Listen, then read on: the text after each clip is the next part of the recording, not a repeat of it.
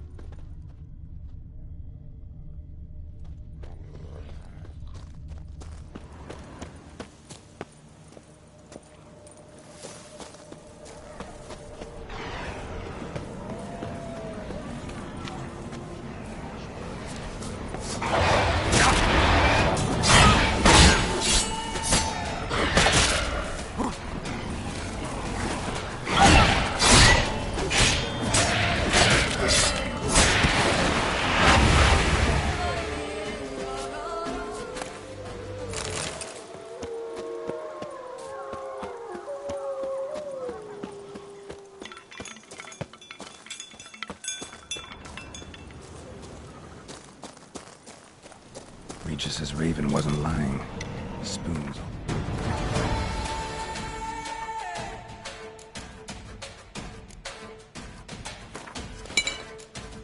Place.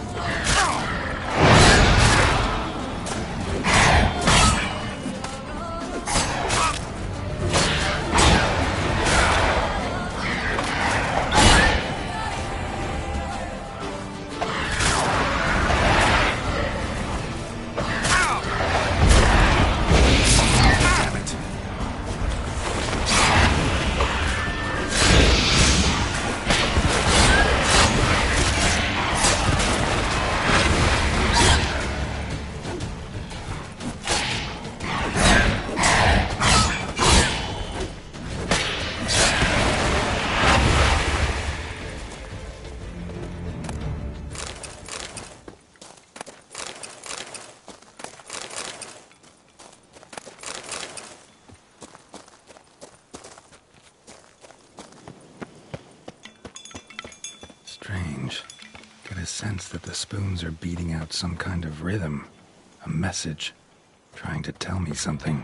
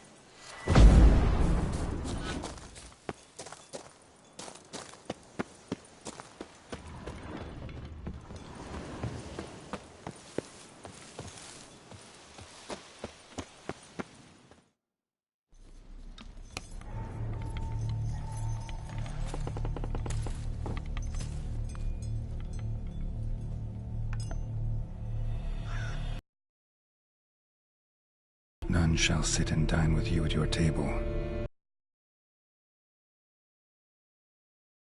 You wish to spy your reflection in the mirror. Sounds like a curse, all right.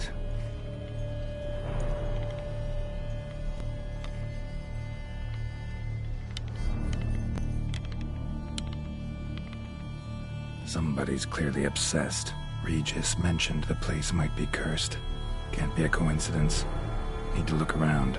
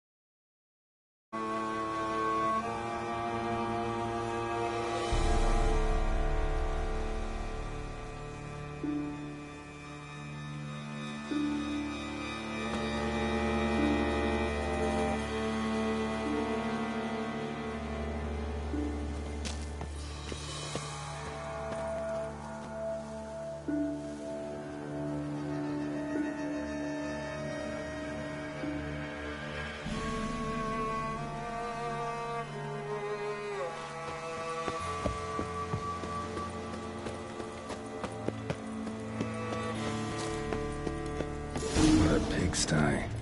Need to search it thoroughly. Find a way to collect some white saliva.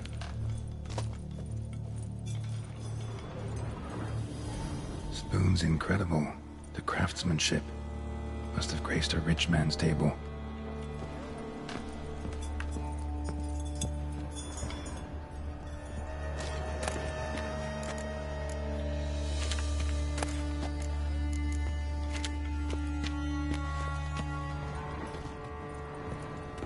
Smashed mirror, as if someone couldn't stand to look at themselves.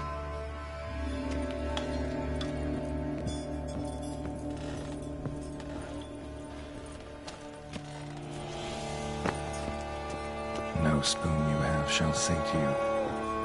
Whatever lives here treated that literally, still searching for the right spoon.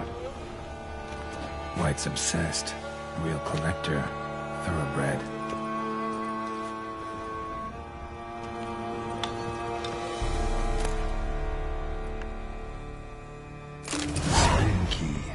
Sophisticated crafting.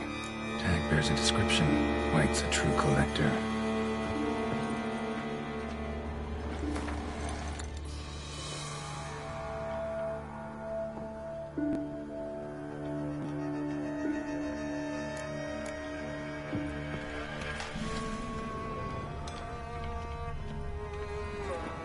Skeletons. Doubt they came here willingly. This have anything to do with the curse? None shall sit and dine with you at your table. It'd make sense.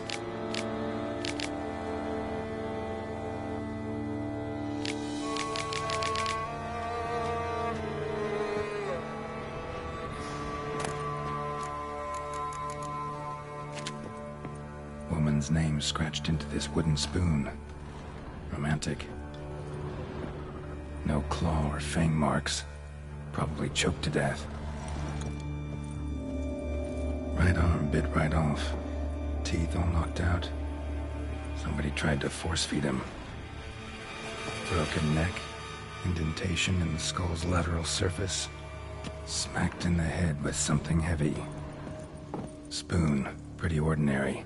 Maybe a little old.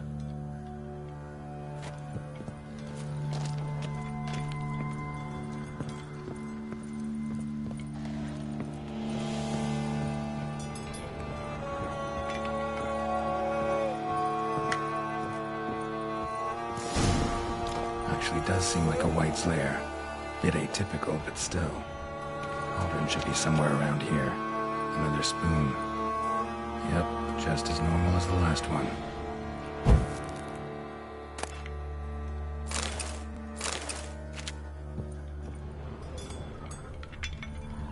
White's obsessed. A real collector. Thoroughbred. Spoon. Pretty ordinary. Maybe a little old. What I was looking for? White's not particularly tidy. Another spoon. Yep, just as normal as the last one. Table's set. White who lives here is getting ready for some sort of feast. White that lives here, definitely afflicted by a curse, and it's been trying desperately to lift it. Cauldron's empty, unfortunately. We just need some brew. I'm afraid he won't get that. No choice but to hide and wait for the saliva glands and their bearer. Need a spot that'll let me observe the cauldron. White's obsessed. A real collector. Bread.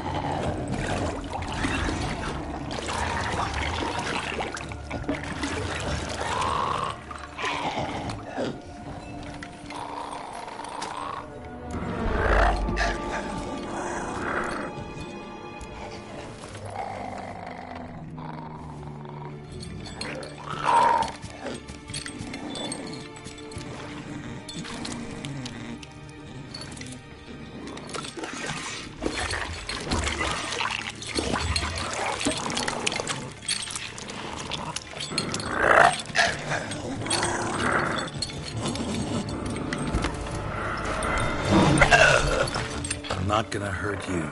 Wanna help? I've seen the words of the curse on the walls. Think I know how to lift it.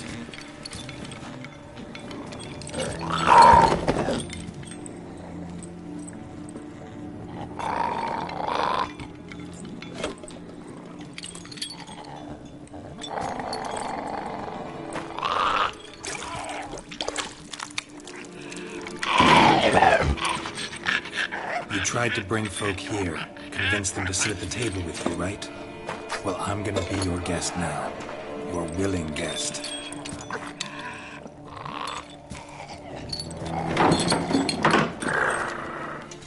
Just need a bit for Regis.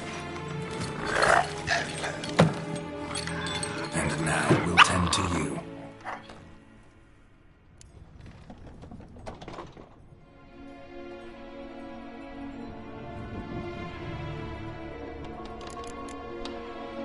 Need to get this right. Words of the curse were, none shall sit and dine with you at your table. No spoon you have shall sate you. Never again shall you wish to spy your reflection in the mirror.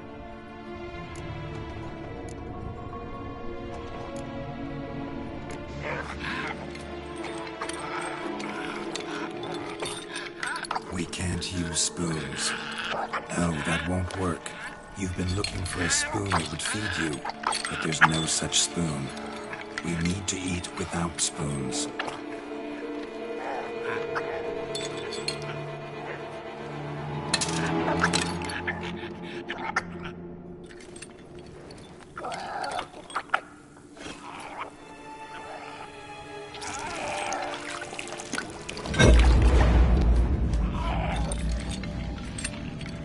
Open your eyes. You need to see your likeness.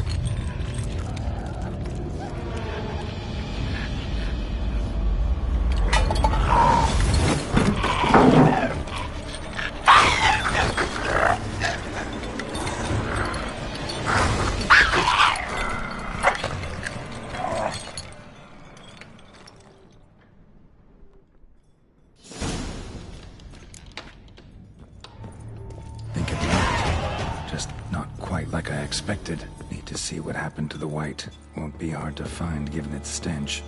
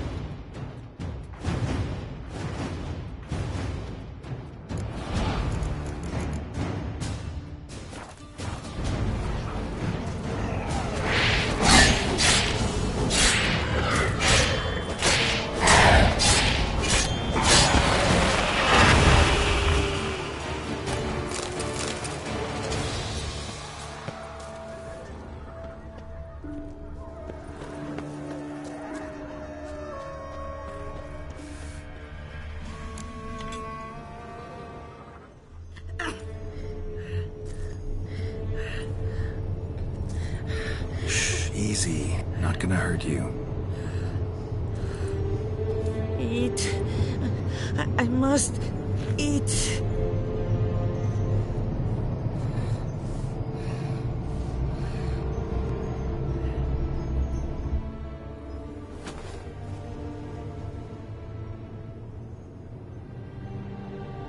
take you someplace safe.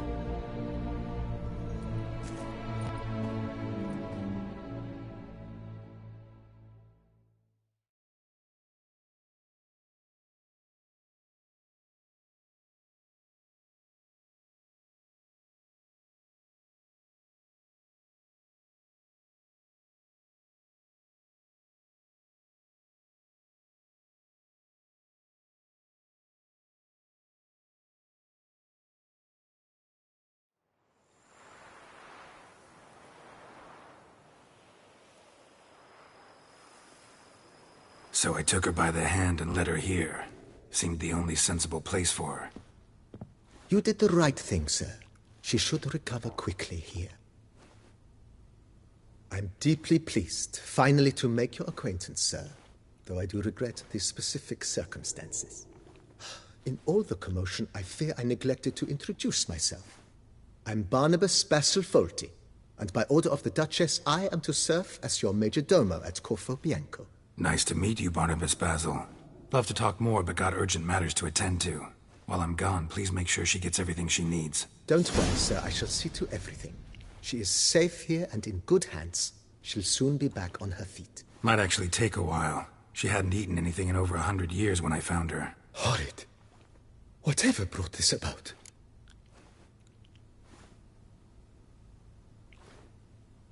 Told me her story on the way here. Her name's Marlena. She was once the very beautiful and proud heiress to the Trastamara estate. One evening, when she was holding a banquet for friends, a beggar came to her gate seeking alms. He had a bowl and a spoon with him. He sat outside her fence and waited. I've heard of the custom. An ancient rite of hospitality that obliges one to give food and drink to such a guest lest he depart hungry. To neglect the custom is to bring great misfortune down upon oneself. Marlena didn't care a whit for the old customs. She drove the man off, saying she'd rather feed the leftovers from her feast to her dogs than to give the beggar anything. The beggar then broke his spoon, cast a curse. She was beautiful, so he said she'd never wish to look at herself in the mirror again. Since she adored feasts, he swore no one would ever wish to sit and dine with her. And as she even refused him the crumbs from her table, he swore she'd never find a spoon in the world that would sate her hunger. A harsh punishment. I imagine lifting the curse was hardly simple.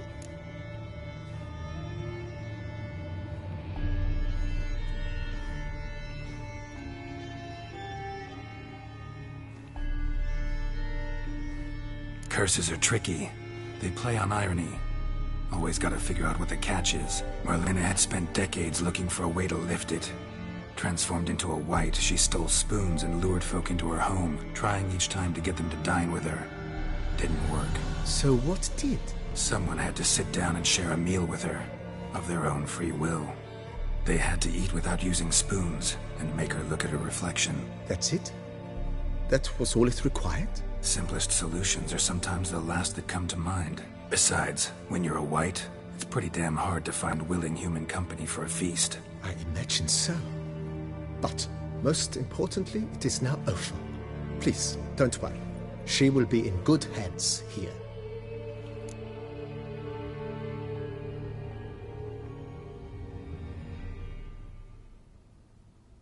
Vineyard comes across as a place with a rich history.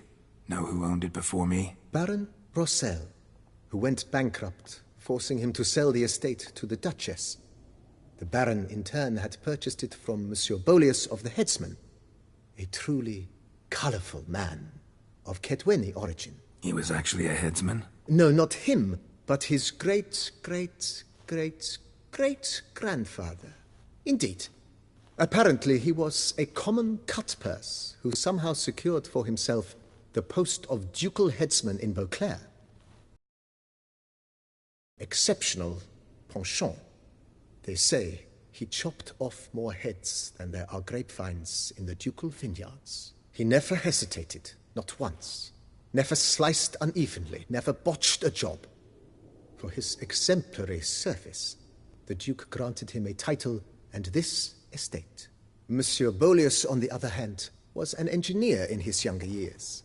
Once retired, he settled here and took to producing wine. Sadly, misfortune struck and he lost his sense first of smell, then of taste. Additionally, he could not drink alcohol. His medic forbade it. Shame that. He gave up making wine? Not at all.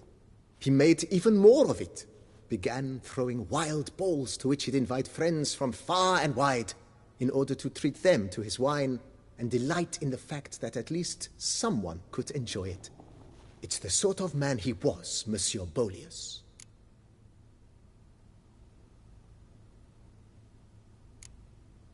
Mind giving me a little tour de Corvo Bianco? Not in the least.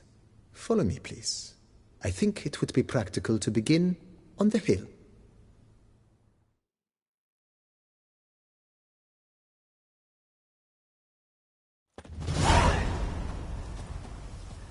Behold, sir, your estate in all its splendor. Pretty vast. Indeed. And now, sir, allow me to show you a handful of interesting details. Follow me, please. Been a majordomo all your life? Yes, I come from a long line of majordomos. My father was a majordomo, as was my grandfather before him, as was my great-aunt. In fact, she was the one to start the tradition. Great-aunt? A hard woman. It is said that already as a child, she knew where she was going, and went there. When she arrived in Beauclair, she signed on as a chambermaid at one of the vineyards.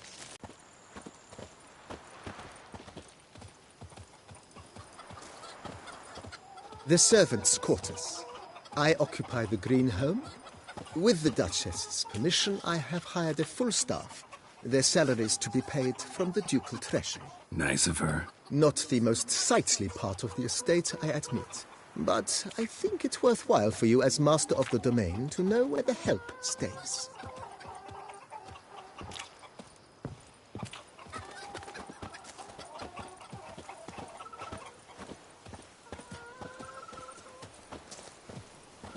Baron Rossel ordered the vines in this part of the estate uprooted and olive groves planted in their place.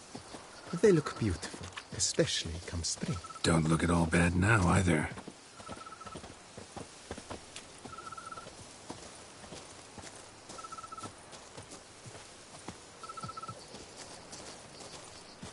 Down below lies your vineyard, where we grow a strain of Carfanere, one of the world's oldest. Aged in oak barrels, it provides for an exquisite wine with distinct blackberry, wild cherry, plum, and cinnamon notes. Marvelous. Have to try it one of these days.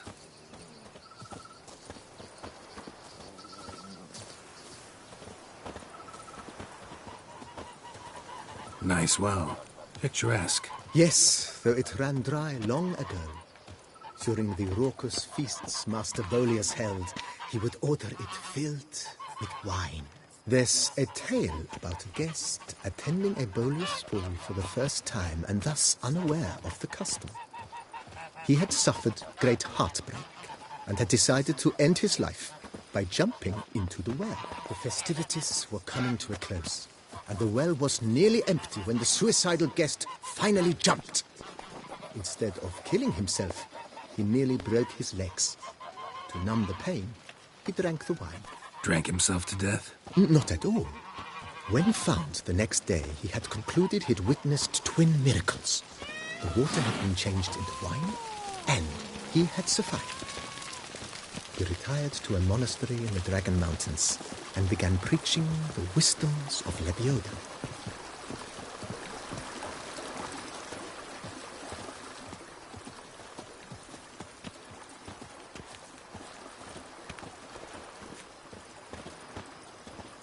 Monsieur Bolius, his wife Nina, kept a garden here. A supremely lovely place it was. Bit neglected now. I agree. Yet nothing stands in the way of restoring it to its former glory, and once again planting it with herbs and other vegetation.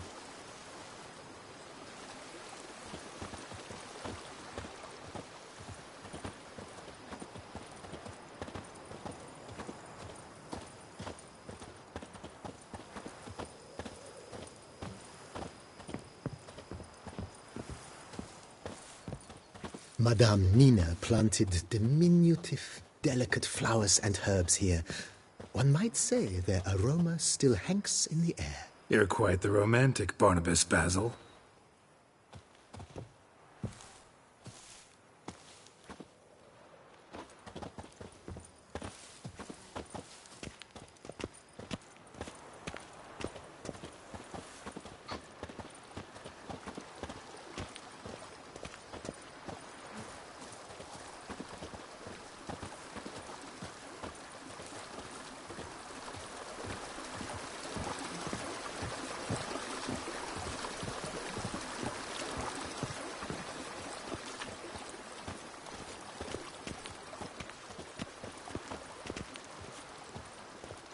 This served as an additional wine cellar in years of plentiful harvests. Bit of work and it'll make a fine stable for Roach.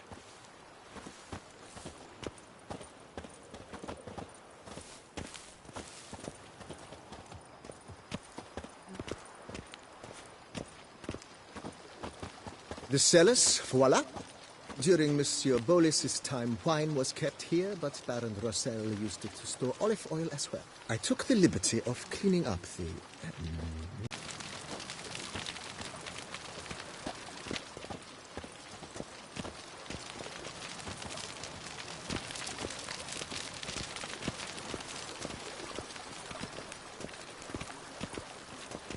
As you can see, the facade is, how to put it, slightly stained.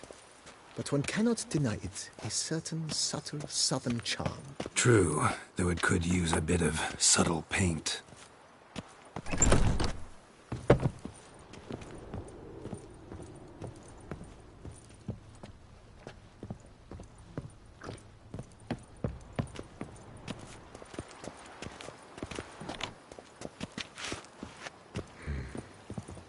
And welcome inside. On the left is the master bedroom. On the right, the dining hall and kitchen. Upstairs, you shall find the guest room, currently used for storage. Not a bad idea. At the moment, the house is only minimally furnished. Yet I believe we will, together, devise some innovative arrangements. A few paintings, for instance, would breathe new life into the abode immediately. With that, sir, you've seen the full lay of the land. Corvo Bianco is a beautiful estate. Though one must admit, time has taken its toll. Forgive me for being forward, but if you were to choose to invest a small sum towards its beautification, consider me at your service on the matter. Think I'll take you up on that. Be sure to come and see you if I decide to do any remodeling. Mentioned the place could stand to be spruced up. Oh, most decidedly, sir. The question is where you would like to begin this rejuvenation.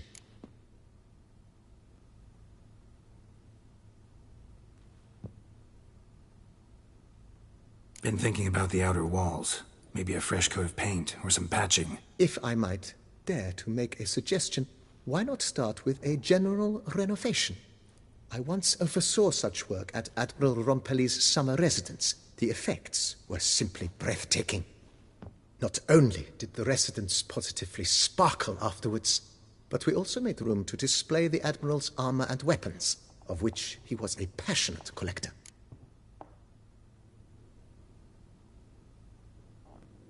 It's in your hands then. Make the place shine. I shall get to work immediately. Within a day's passing, I shall have sent for the crew which rebuffed the Admiral's residence. They are the finest specialists around. Highly skilled at what they do, it shall not take them too long, I wager. 2 days after they begin, your eyes will behold your residence in its refurbished, rejuvenated, beautified state. Is there anything else you require, sir?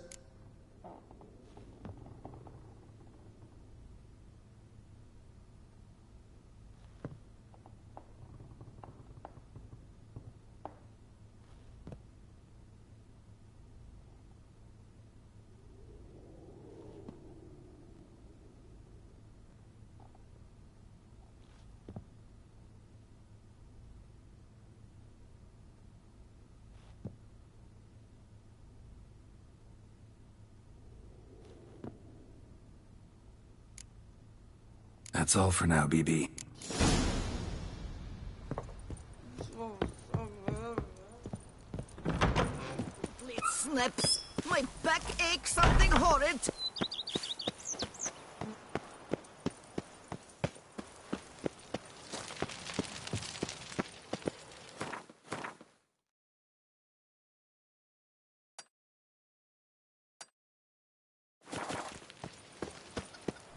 Even a horse drops if you A ride witcher.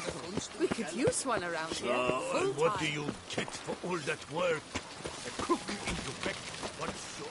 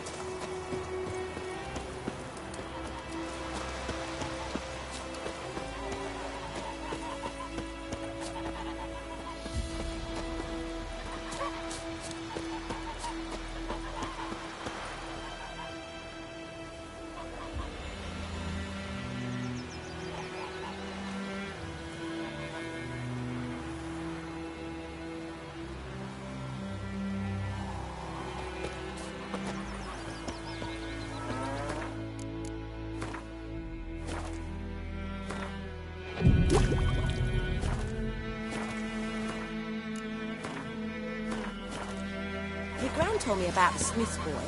Lad went missing one day, so folk had a witch that was hunting nearby. Started poking him, asking. Well, bad, they knocked his head off. I think so it was. Except it was some drowner that had sucked on him. Witcher had naught to do with it. What did the folk do? They could have sewed his head back on. Word is, they laid his corpse to the east.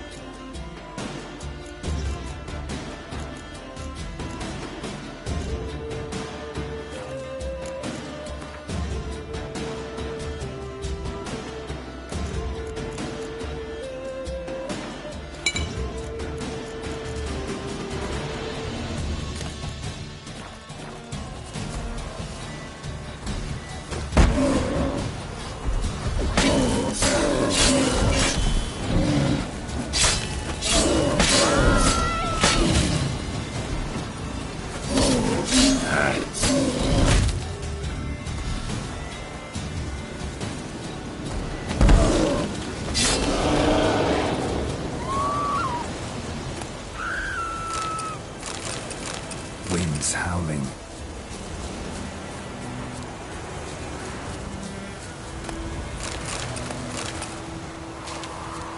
My gran told me about Smith. Lad went missing one day, so folk Naggle Witchman was hunting nearby. Started poking him, asking.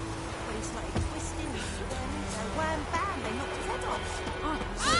Don't touch me! Drowned and sucked him.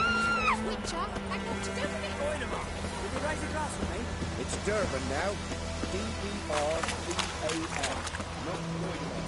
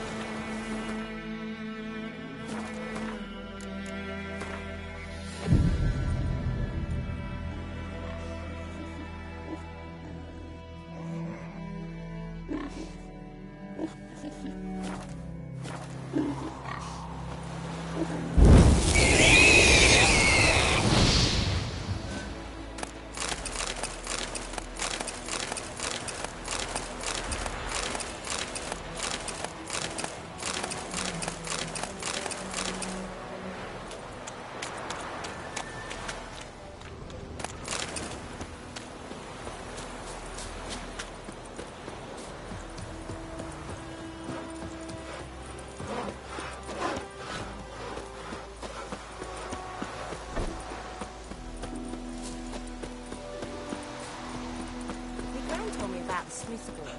Lad went missing one day, so folk Naggle Greetings. Let me have a look at you.